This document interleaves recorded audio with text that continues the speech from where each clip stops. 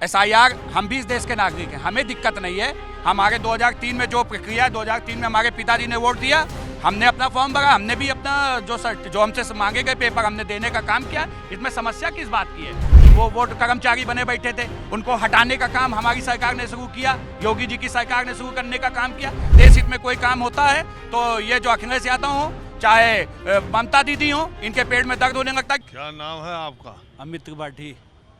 टीका? नहीं, टीका तो हमारी पहचान है। अरे यार, अमित त्रिपाठी टीका नाम पूरा नहीं है। अमित त्रिपाठी। हमारे हॉस्टल में एक टीका ऐसे ही लगाते थे। तो आपको मालूम है कि ईस्टर्न यूपी में जो आदमी कपड़ा पहनता है जिस स्टाइल से, अगर वो टीका लगाता है या जो है, उसका एक उपनाम उसकी आदतों या उसके पहनावे या उसकी अदाओं पर पड़ जाता। नहीं, अमित त्रिपाठी सनातनी आप कह सकते हैं। क्योंकि हमारे हॉस्टल में एक संजय टीका था, एक फुटकर था। तो आपको इस एक हमारा हॉस्टल में था, तो वो मैं ऐसे मजाक के तौर पर बता रहा हूँ। तो चाय की दुकान पे जब हम लोग जाएं तो कई बार ऐसा हुआ कि जब चाय वाय पी ले चलने लगे तो वो बगल वाले से कहता था, अरे यार मेरे पास नोट है। तो ये हम लोगों के समय में था। तुम्हारे पास फुटकर है? तो कई बार लोगों से ये फुटकर, तो उसका नाम ही पड़ गया फुटकर। तो आज भी उसको लोग फुटकर बोलते हैं। और एक संजय टीका है, वो देख भी रहा होगा मेरा कार्यक्रम। वो टीका सवेरे उठे, नहाए, चाय न लगाए, टीका रोज लगा दे, तो उसका नाम ही पड़ गया संजय टीका। एक हमारे नेताजी थे, वो सफेद रंग का कपड़ा पहनते थे, इवन हर कपड़ा उनका सफेद था, तो उनका नाम ही पड़ गया सफेदा गुरु। तो इसलिए मैंने कहा कि आपको टीका तो सनातनी, सनातनी तो हम भी हैं। नहीं, आप भी हैं, इस देश में रहने वाला सनातनी ही है। और जब से ये सरकार आई है तब से जो हमारी खोई हुई संस्कृति को खोई थी, उसको नई पहचान दिलाने का काम माननीय मुख्यमंत्री जी ने किया है।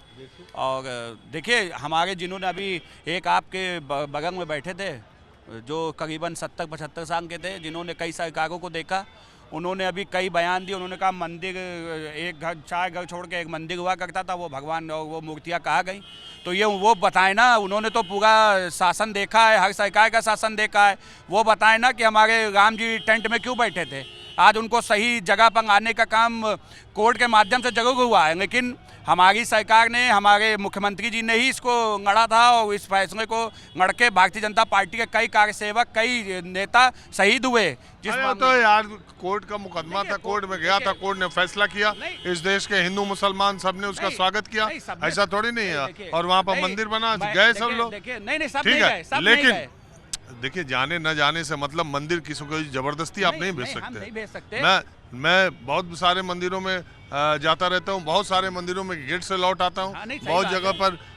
तो इसका ये मतलब थोड़ी नहीं कि आप मुझसे बड़े हिंदू हैं और मुझको सर्टिफिकेट देंगे और सनातनी। तो मैं ये कह रहा हूँ कि वहाँ पर लोग गए न जाएं। हिंदू धर्म में यही बात है कि हिंदू धर्म के देवी देवताओं के बारे में भी कुछ कह कर के भी आप हिंदू हैं। आप मंदिर में जाकर के भी हिंदू हैं, न जाकर के भी हिंदू है, टीका लगा के भी सनातनी है, और हमारे जैसे रह के जिसने जीवन में कभी टीका नहीं लगाया वो भी सनातनी। मैंने आपसे इस बात को कही, देखिए कोई भी नेता हो, वो सर्व समाज को लेकर चलने वाला। मेरा आज का मुद्दा ये है, वो सनातन तो चल ही रहा है, बहस कहीं भी होती है घूम के वहीं आ जाती है आजकल, लेकिन मैं इससे परहेज करता हूँ। मैं ये जानना चाह रहा हूँ कि ये SIR जो आ रहा है, इसके जो आंकड़े आने वाले हैं,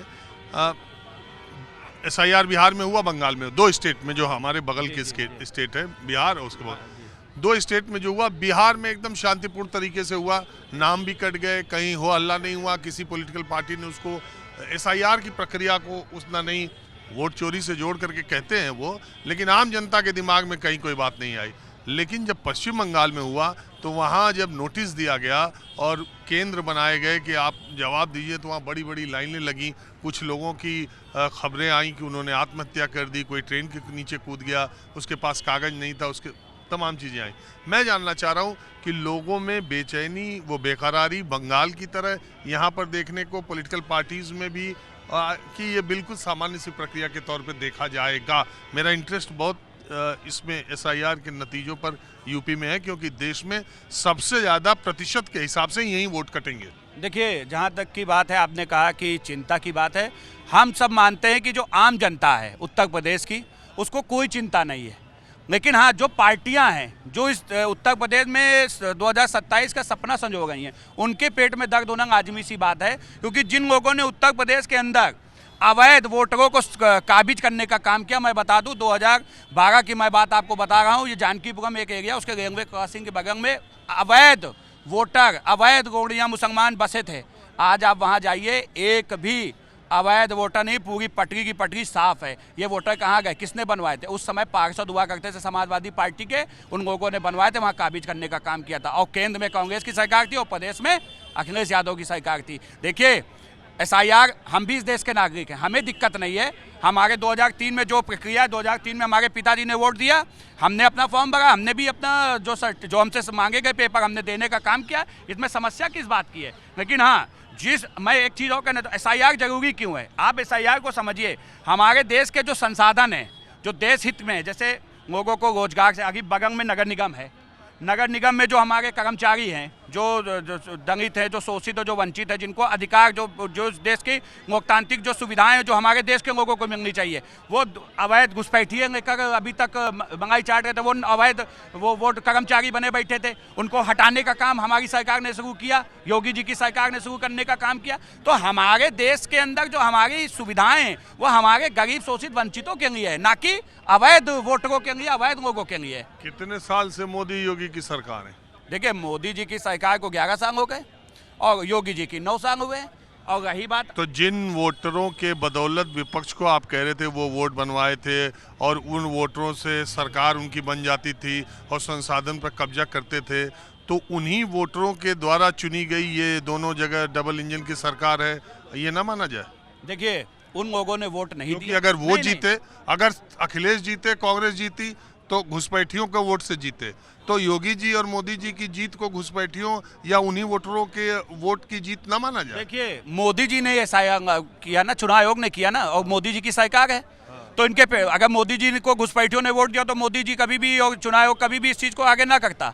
लेकिन जहां तक बात है कि आज आप ये कह रहे हैं कि घुसपैठियों के वोट से ये लोग जीतते, सरकार बनाते, तो इसका मतलब जो भी जीत रहा है वो भी घुसपैठियों का वोट पा रहा है, नहीं पा रहा? देखिए, ये जीते तो घुसपैठियों के वोट से और वो जीते तो राष्ट्रवादियों के वोट से। घुसपैठिया बांग्लादेशी यहाँ पे बसा हुआ है, क्योंकि हमारे कितने साल में योगी जी ने अपने सरकार में, 10 साल में, आप मुझे वो संख्या बता सकते हैं कि बांग्लादेशियों को चिन्हित किया? अभी नगर निगम में डिटेंशन सेंटर बनाने की बात की, 3 जगह यहाँ बस्तियाँ लखनऊ में चेकिंग हुई, उसके बाद शांति है, आप भी देख रहे होंगे। सुनिए, हाँ। पहली ही जगह जो देखी गई वो लखनऊ, उत्तर प्रदेश के DGP के घर के पास। तो वो DGP जो 10 साल से DGP अलग अलग लोग रहे और उन्हीं के घर के पास अवैध लोग अगर बैठे हुए थे और पुलिस का मुखिया वो चीज़ नहीं देख रहा था, ये तब जब बिहार के बंगाल के चुनाव की घोषणा हुई तब वहाँ पर घुसपैठिए खोजे जाने लगे। दूसरी जो जगह है जहाँ पर मंत्री आवास है उसके सामने की जगह है, बगल में पुलिस चौकी है, वहाँ पर सर्च हुआ, पुलिस चौकी बगल में और मंत्रियों का आवास सामने। उस जगह पर अगर ऐसे अवैध लोग वहाँ पर वैसे तो वो LDA की खाली जमीन दोनों जगह थी, गरीबों को वहाँ से उजाड़ के फेंकना था, तो नाम ये लिया गया कि अवैध का जांच हो रही है, उनकी झोगी झोपड़ियाँ तोड़ दी गई, LDA की जमीन खाली करा ली गई।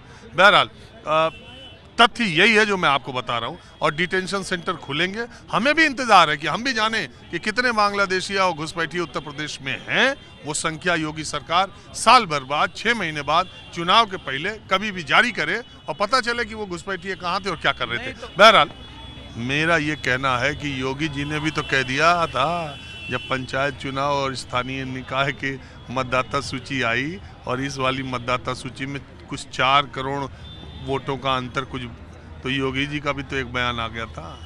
देखिए, बयान आ गया था और निश्चित है वो प्रदेश के मुख्यमंत्री हैं, उनको चिंता है कि हमारे कोई वोटर रह ना जाए। उन्होंने इस चीज़ को जनता से और लोगों से आग्रह किया कि अपने वोटों को बनवाएं, उसमें कोई दिक्कत नहीं है। लेकिन जो आपने अभी बात कही कि योगी जी ने कितनी लोगों को बाहर किया, मैं पूछना चाहता हूँ आपसे, पहली बार घुसपैठिया इस देश के अंदर कब आया? 1984 में आया। उस समय कौन था केंद्र में? कांग्रेस की सरकार थी। और लगातार घुसपैठियों को बढ़ाना, एक दिन में घुसपैठिया उत्तर प्रदेश या देश में नहीं आए हैं। 1984 से जब कांग्रेस की सरकार थी तब से लगातार एक धीरे धीरे करते हुए एक बढ़ गया पूरा हिसाब, और वो एक दिन में बाहर नहीं जाएंगे, उनके समय लगता है, उसके लिए काम किया जा रहा है।